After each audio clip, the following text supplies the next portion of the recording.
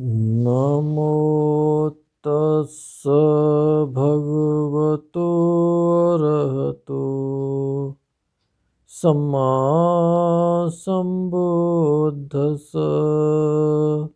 सभी धम्म मित्रों को सप्रेम नमो बुद्धा, जय भीम। बौद्ध भारत में आपका स्वागत है। दीघ निकाय का ब्रह्मजाल सूत्र चल रहा है, बुद्ध में असाधारण बातें। तो इसमें तीसरा जो नंबर का जो विषय है, शांत अनंतवाद। शांतवाद क्या है, अनंतवाद क्या है? ये जो 62 प्रकार के जो मतांतर वाले लोग थे, उनके यहाँ पर कुछ जो लिए हैं, उसमें कुछ एक मत वाले जो लोग थे वो शांत और अनंतवाद की को प्रचारित करते थे। तो आइए भगवान क्या कहते हैं। भिक्षुओं, कितने श्रमण और ब्राह्मण 4 कारणों से अंतानंतवादी यानी कि अंतवादी और अनंतवादी, जो लोक को शांत यानी कि अंत रहित, यानी कि एक तो कहते हैं इसका कोई पार नहीं है ना, इसको शांत, शांत का मतलब उससे नहीं है कि ये ठहर गया, शांत हो गया, ऐसा नहीं। शांत का मतलब यहाँ पर दिया है अंत रहित, और अनंत का मतलब अंत रहित। शांत का मतलब अंत सहित, यानी कि इसका कहीं तो छोर है इसका, ऐसा। और अनंत का मतलब अंत रहित, इसका कोई छोर नहीं है, इस तरह से। वे किस कारण से ऐसा मानते हैं, यानी कि दोनों ही बातें मानते हैं। कभी तो कहते हैं कि ये लोग जो है ना, ये जो है इसका कोई छोर नहीं है, और कभी कहते हैं कि इस लोग का छोर है। तो इस तरह के वो खुद ही कंफ्यूज्ड लोग थे उस समय, आज भी हैं। कितने कितने लोगों के आंखें खुली हुई हैं, बहुत कम लोग हैं इस तरह के।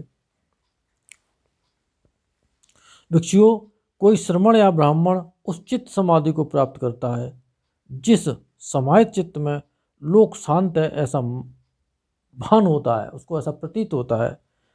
वह ऐसा कहता है कि लोक शांत और परिच्छिन्न है।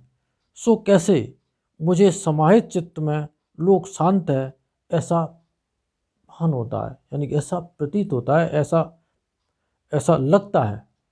इसी से मैं समझता हूँ कि लोक शांत और परिच्छिन्न है। भिक्षुओं, यह पहला कारण है जिससे वे लोक को शांत और अनंत मानते हैं। दूसरे, भिक्षु, कोई श्रमण या ब्राह्मण समाहित चित्त में लोक अनंत है ऐसा भान होता है, यानी कि उनको ऐसा प्रतीत होता है कि लोक अनंत है, इसका कोई छोर नहीं है। वह ऐसा कहता है यह लोक अनंत है, इसका अंत कभी नहीं है।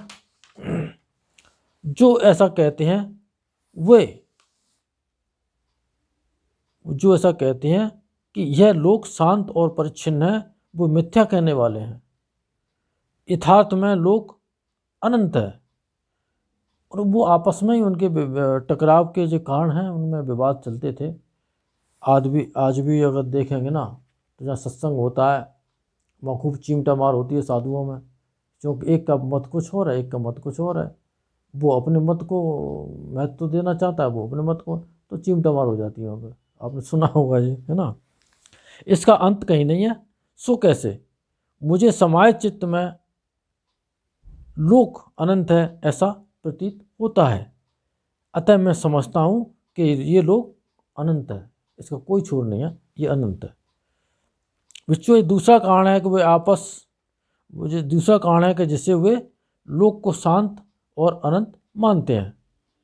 तीसरे, भिक्षु, कोई श्रमण या ब्राह्मण समाहित चित्त में यह लोक ऊपर से नीचे शांत और दिशाओं की ओर अनंत है ऐसा भान होता है, यानी कि ऐसा प्रतीत होता है कि ऊपर से जब नीचे छोर देखते हैं, जैसे पृथ्वी की सरफेस है, ना तो ये शांत है, इसका ये छोर हो गया, लेकिन दिशाओं का कोई अंत नहीं है, बहुत दिशाओं में चलते चले जाओ, इसका कोई अंत नहीं है। वो ऐसा भी मानते हैं, ऐसा उनको प्रतीत होता है, ऐसा उन्होंने अपने बौद्धिक स्तर पर समझ रखा है, या समाधिक जो ज्ञान है पूरी तरह से उनको परफेक्ट नहीं हो पाया, ये कारण हो सकते हैं। तो यह लोक ऊपर नीचे शांत और इस तरह से ऐसा भान होता है। वह ऐसा कहता है यह लोक शांत और अनंत दोनों हैं। जो लोक को शांत बताते हैं और जो लोक को अनंत, दोनों मिथ्या कहने वाले हैं, दोनों ही झूठ बोलते हैं। उन्होंने कुछ नहीं देखा, उनको बस ऐसा प्रतीत होता है। उनने अपनी बौद्धिक स्तर पर एक कल्पना बना ली होती है, उसी का वो प्रचार करने लग जाते हैं। और संसार मूर्खों से भरा हुआ है। जहाँ पीले कपड़े देखे कि इसके पास तो कुछ होगा और लग लिए उसके पीछे, महाराज बताओ क्या है क्या है क्या है, तो वो जैसे बता देगा वही मान लेंगे, ठीक है सही है ना। यह लोक शांत और अनंत दोनों हैं। सो कैसे? मुझे समाहित चित्त में ऐसा भान होता है जिससे मैं समझता हूँ कि यह लोक शांत और अशांत दोनों हैं। भिक्षुओं, यह तीसरा कारण है कि वे लोक को शांत और अनंत मानते हैं। चौथे, भिक्षुओं, कोई श्रमण या ब्राह्मण तर्क करने वाला होता है, वह अपने तर्क से ऐसा समझता है कि यह लोक न शांत है और न अनंत है। अब बताइए, न तो कभी तो वो जिक्र है कि ऐसा कुछ नहीं है जो इसका छोर हो, और वो कहता है ऐसा कुछ नहीं है इसका छोर नहीं हो। तो ऐसे ऐसे फालतू के जो बात भी बहुत पहले चलते थे कि न मैं ये कहता हूँ न मैं ये कहता हूँ, है ना। न तो मैं ये कहता हूँ खाना खा लो, न मैं ये कहता हूँ खाना मत खाओ, और अब घुमा दिया तुम्हें। तो इस तरह का वो खुद भी कंफ्यूज होते थे। इस तरह की ये चर्चा है। अब भगवान के टाइम पे ऐसे चलते थे, आज भी इस तरह के चल रहे हैं। तो अपने तर्क से ऐसा मानता हूँ कि ये लोग न शांत है और न अनंत है। जो लोग को शांत या अनंत, संतानंत, यानी कि दोनों को मिला दिया तो ये शब्द बन जाता है शांतानंत, यानी कि शांत और अनंत मिला दिए तो सभी मिथ्या कहने वाले हैं। यथार्थ में यह लोग न शांत है और न अनंत है। भिक्षुओं, यह चौथा कारण है कि जिसके वे लोग को शांत और अनंत मानते हैं। भिक्षुओं, इन्हीं चार कारणों से कितने श्रमण अनंतवादी हैं, यानी कि अंत और अनंत, ये वाद है उनका, ये मत है। लोग को शांत और अनंत बताते हैं। वे सभी इन्हीं चार कारणों से ऐसा कहते हैं। इन्हें छोड़ और कोई कारण दूसरा नजर नहीं आता। भिक्षुओं, उन कारणों को तथागत ठीक प्रकार से जानते हैं।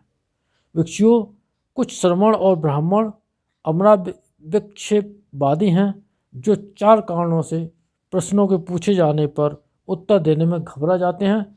और घबरा जाते हैं, वे क्यों घबरा जाते हैं? अब ये जो इसका अब समय फिर ज़्यादा हो जाएगा, तो अमराविक्षेपवाद अगले वीडियो में हम आपको बताएंगे। ये अमराविक्षेपवाद है ना, अमराविक्षेप नाम की छोटी छोटी मछलियाँ होती हैं, यहाँ उसका ये अर्थ दिया हुआ है, और बड़ी चंचल होती हैं। जिस तरह से बहुत प्रयत्न करने पर भी वे हाथ में नहीं आती, उसी तरह से इनके सिद्धांत में भी कोई स्थिरता नहीं है। यानी कि इन साधु संतों के तमाम जो ड्रामेटिकल जो प्रिंसिपल थे, जो थ्योरी उन्होंने जो बनाई थी अपने मनगढ़ंत, वो उनको चंचल मछलियों का नाम दिया हुआ है जो हाथ में पकड़ में नहीं आती। यानी कि उनके पास में पूरा टाइम भी दे दोगे और वहाँ से जब उठोगे तो कुछ हाथ में नहीं पड़ेगा। इस तरह का ये अगले वीडियो में आपके सामने रखेंगे। और अभी जो शांत और अनंत का जो विषय पढ़ा गया, इन सत्य वचनों से भगवान ने जो तर्क दिए हैं उस पर, उन सत्य वचनों से आप सबका मंगल हो, भला हो, कल्याण हो, संसार के सारे प्राणी सुखी हों। साधु साधु साधु।